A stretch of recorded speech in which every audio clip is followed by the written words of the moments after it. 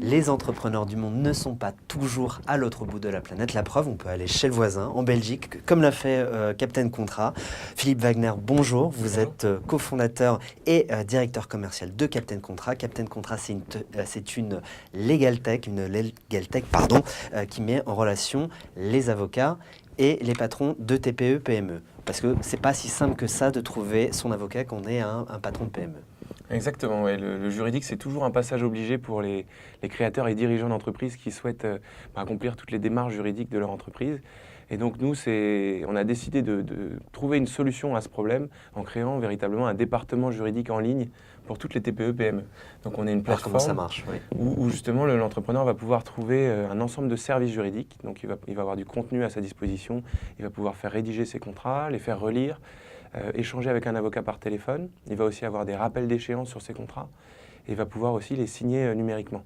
Et sur la partie documents juridiques, en fait, nous, ce qu'on a mis en place, c'est tout simplement un ensemble de technologies qui vont véritablement faire gagner du temps à l'avocat, là où il n'a pas de valeur ajoutée. Donc on va automatiser la rédaction, par exemple, d'une première version du contrat à partir des informations remplies dans un questionnaire. Et derrière, l'avocat va gagner énormément de temps dans la personnalisation du contrat et va pouvoir du coup facturer moins d'honoraires pour un travail à forte valeur ajoutée. C'est quoi un avocat qui est adapté au TPE, PME ? Comment on peut savoir, genre justement, qu'on est mis en relation, quand il n'y a pas ce contact humain, de savoir si c'est le bon ? Aujourd'hui, je dirais que c'est ça qui est un petit peu caricatural dans la profession d'avocat, c'est qu'il n'y a pas forcément de cours de relations clients, il n'y a pas forcément cette notion de comment est-ce qu'on rend un client heureux. Et finalement, c'est juste être à son écoute. Le client aujourd'hui, à l'heure de l'Internet, il a besoin de réactivité, il a besoin de transparence sur les prix, parce qu'il a l'habitude d'acheter plusieurs choses sur Internet. Donc il s'attend à acheter un service juridique de la même manière, avec un prix forfaitaire annoncé à l'avance. Il sait dans quoi il s'engage. Il sait qu'il va avoir une certaine réactivité de la part de l'avocat sur ses échanges, sur le document qui va lui être livré. Et donc c'est cet ensemble de garanties, entre guillemets, qui va lui donner confiance et lui apporter satisfaction.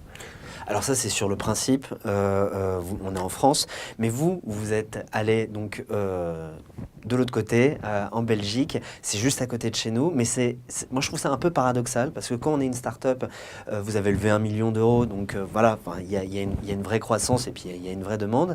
On va vers un marché qui est plus important, qui est tout de suite gros, pour justement avoir cette taille critique européenne. Mais vous partez en Belgique, dans un tout petit pays, en plus c'est un peu morcelé, Bruxelles, la Wallonie, la Flandre. Pourquoi vous êtes allé là-bas ? Oui, alors effectivement, c'est une bonne question. On n'avait pas forcément prévu d'aller tout de suite à l'international à partir de la levée de fonds. Après, c'est tout simplement nos clients qui ont commencé à venir de Belgique, à venir de Suisse et du Luxembourg, donc nos clients francophones principalement, à lire le contenu qu'on a produit, à trouver nos offres intéressantes, la façon dont la mécanique de travail, de collaboration avec l'avocat fonctionne, c'était quelque chose qui leur semblait intéressant. Et donc, tout simplement, ils nous ont contactés en nous disant « Est-ce que vous êtes capable de m'accompagner sur tel besoin en Belgique ?» Donc, assez rapidement, on a trouvé des avocats pour pouvoir répondre à leurs besoins. Et puis, on s'est posé cette question « Pourquoi pas la Belgique ?» Et donc, c'est vrai que la Belgique, c'est 11 millions d'habitants, c'est quand même 3,5 millions francophones. Et c'est des conditions qui aujourd'hui sont plutôt favorables, alors on va pouvoir en discuter, mais plutôt favorables à notre implantation là-bas. Alors ce qui est aussi amusant, c'est que vous êtes allé là-bas, vous êtes intervenu dans une conférence pour justement parler de tout ce qui est legal tech, du choc numérique, et ça marche tellement bien cette conférence-là, qu'en fait vous demandez directement aux avocats, si ça vous intéresse, mettez-vous dans notre base de données. Exactement, ouais. C'est vrai que à chaque fois qu'on fait une conférence, on réfléchit un petit peu au message à transmettre, mais aussi à qu'est-ce qu'on peut en retirer au-delà des messages. Et là, c'est vrai que comme nos clients, certains clients de Belgique nous demandaient des prestations, on a tout simplement souhaité répondre le plus rapidement possible à leurs besoins, et donc en recrutant des avocats qui étaient sensibles à ce discours. Et donc le meilleur moyen de les trouver, c'était d'aller là où cette conférence se tenait. Mais si on fait une petite rétrospective, le marché de la legal tech en Belgique, c'est quelque chose de très récent. Cette conférence, c'était la première en son genre. Ça s'appelle d'ailleurs l'électrochoc numérique. Mais finalement, la Legal Tech, ça a commencé il y a 15 ans aux États-Unis, 4-5 ans en France. Donc c'est quelque chose pour lequel on a déjà un historique dans d'autres pays.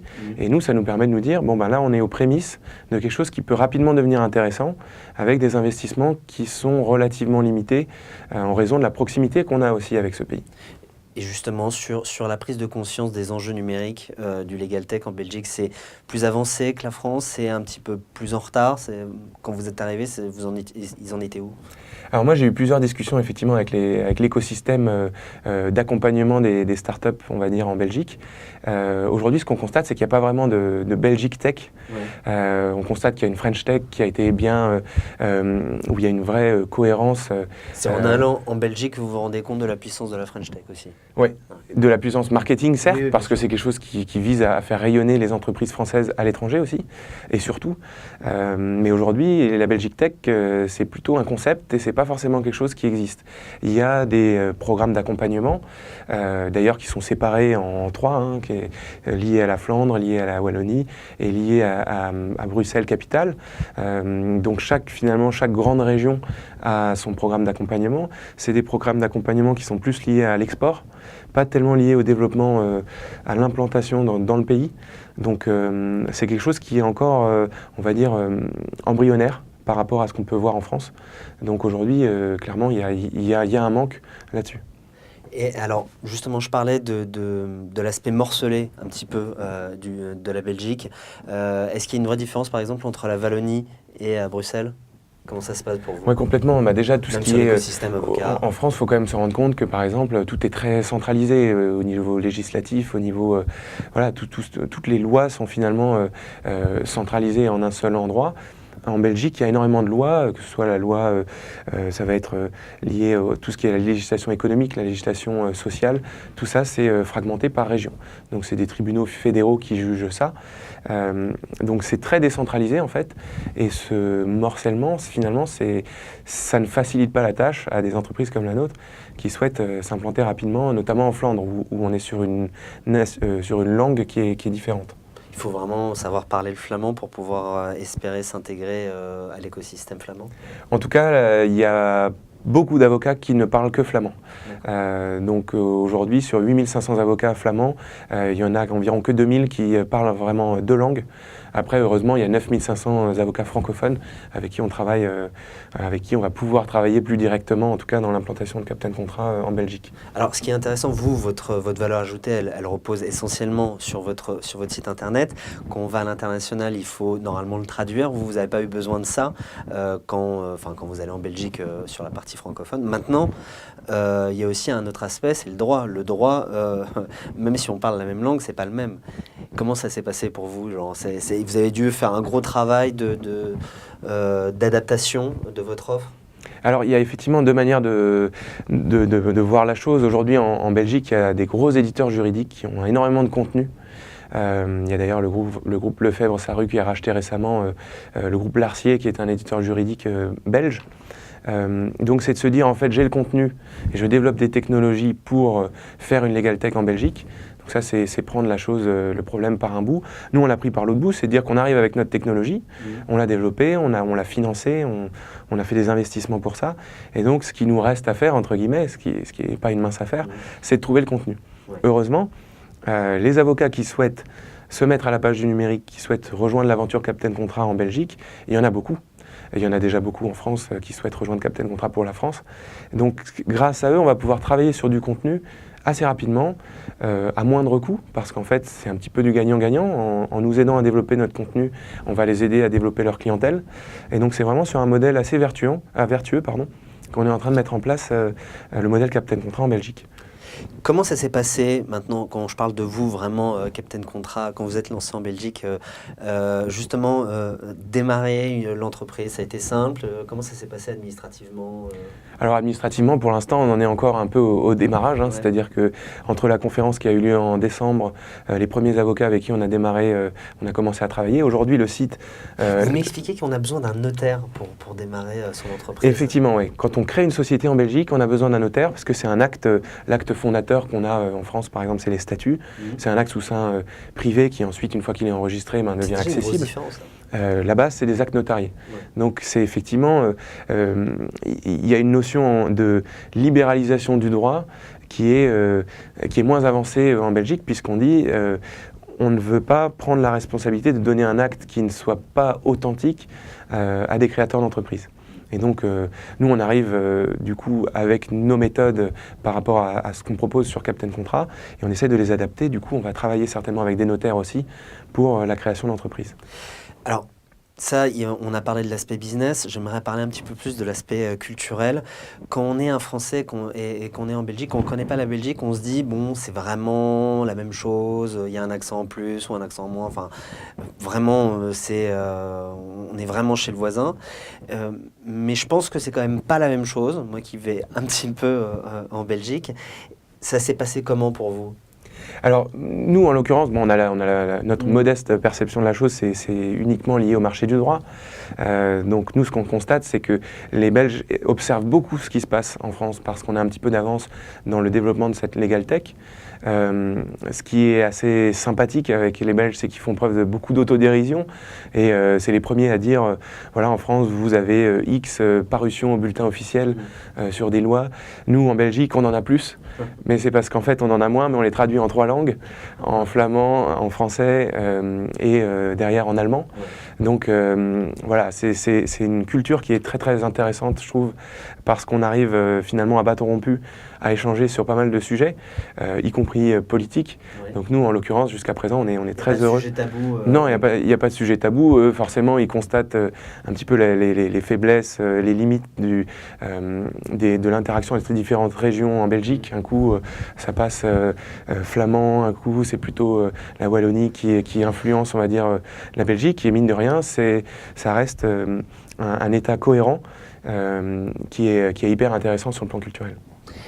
Et justement, quand vous échangez avec des Belges, ça se charrie pas un peu, je sais pas, j'aimerais que vous m'expliquiez un petit peu, genre l'aspect pratique business, quand je parle avec un Belge, c'est, alors justement, oui, il n'y a pas de formalisme, ou au contraire, c'est quand même sérieux à un moment donné, je sais pas, moi, est-ce qu'il y a pas de... Il y a ces petites blagues, il y a effectivement ces petites blagues, et d'ailleurs, les Belges ont également des blagues sur les Français, oui. Mais au-delà de ça... Il n'y a qu'en Belgique où je me fais autant charrer. Oui, non, mais c'est évident, mais c'est là que je trouve ça assez attachant, c'est que finalement, ils charrient beaucoup les Français, mais ils se charrient aussi beaucoup eux-mêmes. Oui, c'est jamais méchant. Et donc, c'est quelque chose de très agréable, je trouve. Après, sur le formalisme, c'est des gens qui sont très volontaires pour aller parler affaires. En l'occurrence, le marché du droit, c'est quelque chose qu'ils prennent très au sérieux. On a fait salle comble lors de la conférence le 15 décembre. Donc, c'est quelque chose... ils sont très, très attentifs à la façon dont ça va évoluer dans les prochaines années.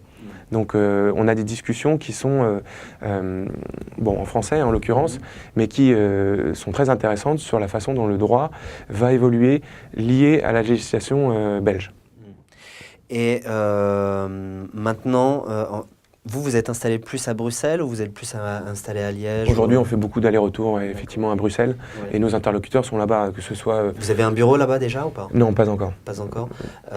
Et vous comptez, il faut quand même s'installer là-bas à un moment donné, ou vous n'avez pas besoin aujourd'hui Non, alors pour l'instant, ce qu'on va faire, c'est simplement proposer une version belge du site avec un accès dédié pour les avocats belges et pour les clients belges. On va aller travailler sur toute notre notoriété sur place parce qu'en fait, aujourd'hui, on est connu de la part des instances belges liées au droit. On est connu des avocats, en tout cas de plus en plus, mais pas encore trop des clients finaux qui sont les entreprises belges. Donc c'est quelque chose sur lequel il faut qu'on travaille notre notoriété. Comment est-ce que vous faites pour travailler votre notoriété? C'est encore une fois l'écosystème, les clubs de région, ou par exemple Internet, ça marche plutôt bien aussi? Nous, ce qu'on a l'intention de faire, c'est un petit peu ce qu'on a pu faire en France, c'est-à-dire à la fois une implantation, on va dire, hors ligne, via des structures d'accompagnement où on va pouvoir prendre la parole et expliquer, tout simplement donner des conseils et de ce fait se montrer légitime sur le marché. et d'autre part, faire tout simplement de l'acquisition en ligne, où là, on va produire du contenu, beaucoup de contenu, parce qu'aujourd'hui, c'est ce que les gens cherchent. De toute façon, la révolution d'Internet, ça a été de dire qu'un contenu qui hier était payant devient gratuit. Et donc, c'est de produire énormément de contenu pour tout simplement répondre aux questions que se posent les gens et être en mesure derrière de les rediriger vers des offres qu'on aura mises sur pied pour pouvoir répondre à leurs besoins.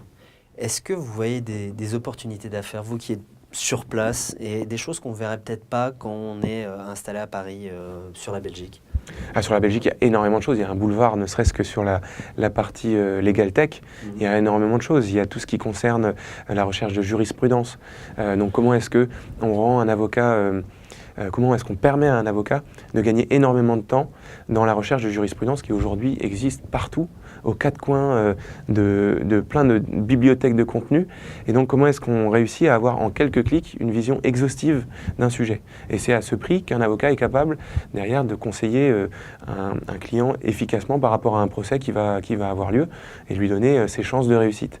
Donc ça, c'est par exemple un premier sujet. Après, il y a tout ce qui est intelligence artificielle. Donc il y a des boulevards au niveau de la legal tech parce que pour l'instant il n'y a personne sauf les éditeurs juridiques qui arrivent avec leurs millions et qui commencent à développer en masse des technologies sans l'agilité des startups et du coup heureusement pour nous ils vont mettre un petit peu de temps avant d'arriver à des choses satisfaisantes. Vous commencez à connaître un petit peu la Belgique, en tout cas la partie francophone. Est-ce que vous avez fait des erreurs ou est-ce que vous avez fait des choses où vous vous êtes dit si on n'avait pas fait ça on aurait gagné un peu de temps Alors la chance qu'on a eue, c'est de faire pas mal d'erreurs en France. Ouais, c'est ça. Et du coup, dans les éléments de langage qu'on a pu avoir, notamment avec avocat.be, qui est l'ordre qui chapeaute tous les barreaux, donc les 12 barreaux belges, c'est tout simplement de réussir à utiliser les bons mots. Alors quand même, quand on envisage une révolution, il y a toujours 3 phases. Il y a la phase où au début c'est ridicule, les gens ne se sentent pas vraiment concernés. Il y a la phase où en fait les gens considèrent que c'est dangereux et voient ça d'un très mauvais œil. Et puis après il y a la phase où en fait tout ça c'est considéré comme évident. Et aujourd'hui, on est arrivé en Belgique, on est encore dans cette phase un peu où c'est dangereux, c'est-à-dire qu'ils se méfient beaucoup. Et ce qui nous a Pourquoi permis... ils se méfient? Ils se méfient parce que tout simplement, il y a quand même beaucoup d'avocats par habitant en Belgique par rapport à la France. Ils se disent que finalement, le fait de développer une legal tech et de changer finalement le mode de consommation du droit, ça va revenir tout simplement à ostraciser un petit peu les avocats, à les mettre de côté, à les mettre au placard. Donc ils ont peur. Tout simplement parce qu'ils ont peur que le business leur échappe et ils ont envie de rester dans la partie. Mais ce discours sur les technologies, sur les nouveaux modes de consommation, c'est quelque chose qui ne leur parle pas forcément. Donc ce qu'ils font, c'est qu'ils organisent des conférences, un peu comme en France, on le fait aussi, pour se tenir au courant de qu'est-ce que l'intelligence artificielle, comment ça va changer le mode d'exercice de l'avocat. Et finalement, la manière la plus naturelle et la plus saine de réagir, c'est de se dire, certes, ça va changer mon métier, mais aujourd'hui, il y a des gens qui ne faisaient jamais appel à des avocats qui désormais peuvent le faire parce que c'est beaucoup moins cher de le faire sur Internet. Et c'est ce qu'on constate en France chez Captain Contrat. Donc on essaye aussi de les rassurer et de leur porter ce message assez positif. Alors, maintenant, on en sait un peu plus sur votre histoire avec la Belgique. Est-ce qu'il y a d'autres marchés, alors francophones, mais aussi européens, que maintenant vous êtes en train de viser pour grandir? Alors actuellement, on a effectivement des clients déjà au Luxembourg et en Suisse, donc vous aurez compris qu'on est pas mal sur la partie francophone. D'une manière générale, ce qui va nous intéresser, c'est plutôt des pays qui ont un droit latin, en fait, d'origine latine, donc le code napoléonien est quand même passé par là pour harmoniser tout ça. Il y a d'autant plus un mouvement d'harmonisation qui est imposé par Bruxelles, mais à l'inverse, on ne va pas forcément s'intéresser au marché anglais, parce que c'est le droit anglo-saxon, c'est différent, c'est plutôt lié à ce qui se passe aux États-Unis. En plus, ils ont une maturité du marché qui est plus avancée, donc un nouvel acteur un peu comme nous, on va avoir plus de mal à faire nos armes, donc on va plus aller s'intéresser au marché, par exemple, espagnol, où le réflexe d'aller faire appel à un avocat est très fort, au marché allemand, également au marché italien. Marché allemand et marché français, enfin vous avez... vous pouvez transposer votre technologie assez facilement là-bas? La technologie, oui. Ouais. Après, il y a des différences, effectivement, par rapport aux droits qui sont plus importantes que ce qui nous sépare avec la Belgique. Donc ça va demander un peu plus de travail. On va certainement devoir relever un petit peu d'argent aussi d'ici là pour refinancer cette expansion en Europe. En tout cas, c'est un très gros marché. Et il y a beaucoup de choses qui sont en train de se passer en Allemagne. Donc on trépigne d'impatience d'aller là-bas. C'est vraiment la prochaine étape? Oui, en 2017, fin 2017, on va commencer à analyser comment on va pouvoir faire ça. Alors ce que ça veut dire, c'est que vous êtes déjà en train de voyager au-delà de la Belgique. Vous voyez un petit peu les différences avec plusieurs pays européens. Mais quand même, en France, nous, c'est une année électorale. J'aimerais savoir, vous poser la question à vous, entrepreneurs. Comment est-ce que vous le voyez, le pays? Comment est-ce que vous le jugez par rapport à nos voisins? Dynamique mais anxiogène, anxiogène mais volontaire? Oui, c'est assez compliqué de se poser ces questions-là, surtout en période électorale, se dire, nous, de toute façon, notre raison d'être, c'est tout simplement d'accompagner les entreprises dans leur réussite, en leur simplifiant l'accès au juridique. Mais du coup, c'est de se dire comment est-ce que cette période électorale favorise ou au contraire présente des risques par rapport à ce développement des entreprises en France. Et donc, effectivement, c'est marrant d'ailleurs parce que nos amis belges, eux, se posent également ces questions, se disent, tiens, si jamais il devait y avoir une percée politique qui ne soit pas forcément favorable à l'Europe ou pas forcément du coup favorable aux relations franco-belges, qu'est-ce qui se passerait? Ça devient à ce moment-là anxiogène. C'est-à-dire qu'on peut y voir une opportunité si on est capable d'aller faire des propositions qui vont dans le sens du développement des entreprises, vers par exemple un allègement du coût du travail, un allègement, une plus grande flexibilité aussi liée à l'embauche, pour aller travailler vers des mesures peut-être plus libérales et donc favorables aux entreprises. Ça, c'est quelque chose de très positif, c'est un signal fort en Europe. À l'inverse, effectivement, dès qu'on va chercher à encadrer davantage, ça va présenter potentiellement des risques pour nos pays, pour nos voisins. Et quand vous parlez avec nos voisins européens, l'image de la France au final, c'est quoi? C'est positif, c'est inquiet, c'est quoi? Alors curieusement, en Belgique, l'image de la France est assez positive. Ouais. Je pense que de la même manière qu'ils sont très autocritiques, nous on a une vision de nous-mêmes en France qui est assez critique justement. On a tendance à être un petit peu, à voir le verre à moitié vide. Et curieusement, on voit de belles choses, en tout cas dans la perception qu'ont les Belges en France. En tout cas, il y a beaucoup de choses qui nous envient, notamment l'aspect centralisé de l'État. Eh ben, c'est assez rare pour qu'on nous le dise. Merci à vous, Philippe Wagner. Je le rappelle, vous êtes cofondateur de Captain Contrat et directeur commercial. Et nous, on a parlé de la Belgique, mais on se retrouve dans 2 semaines pour parler d'un autre pays avec un ou plusieurs entrepreneurs. Merci à vous et à bientôt.